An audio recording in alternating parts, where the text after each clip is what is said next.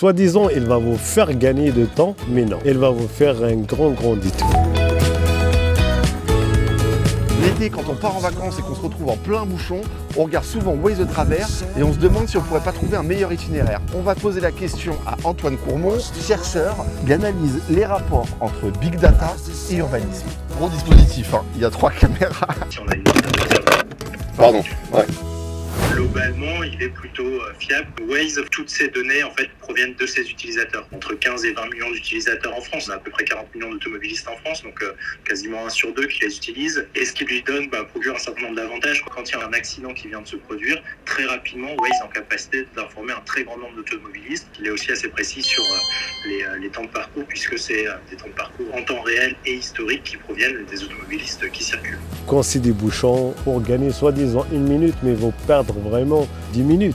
Est-ce qu'il faut systématiquement faire confiance à Waze? Waze n'a aucun intérêt à faire ralentir le trafic et donc du coup s'il envoie beaucoup de monde au même endroit, peut-être qu'il y a des risques de ralentissement et donc peut-être qu'il n'envoie pas tout le monde vers le même itinéraire pour justement éviter de créer des bouchons par ailleurs. Alors on n'a pas eu de retour de la part de Waze qu'on attendait de contacter, mais ces itinéraires bis qui nous font sortir des autoroutes engendrent de grandes complications pour les communes.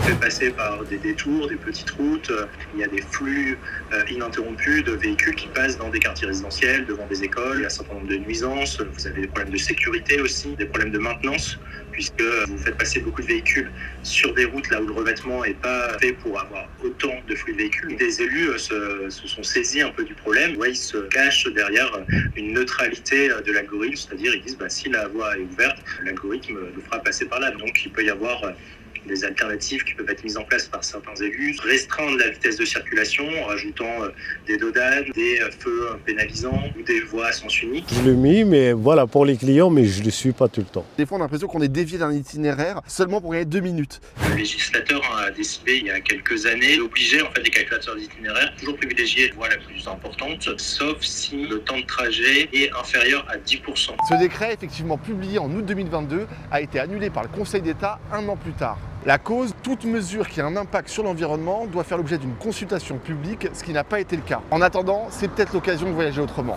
On peut avoir plus de découvertes, plus d'inconnus, payer moins cher et donc ne pas prendre l'autoroute. Peut-être que les vacances, ça peut être le moment de pas être toujours dans la recherche d'efficience à tout prix.